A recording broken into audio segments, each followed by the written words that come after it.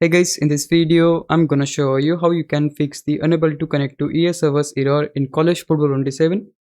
So the number one solution which you can try is to check EA server status page.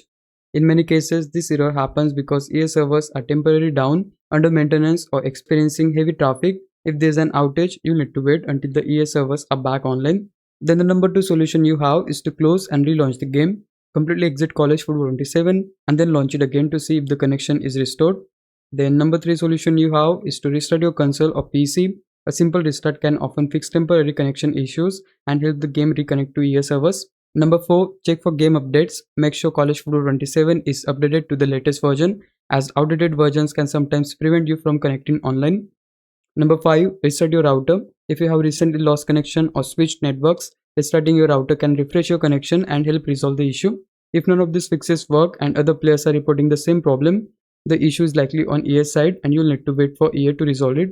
And that's how to fix the unable to connect to EA servers error in College Football 27.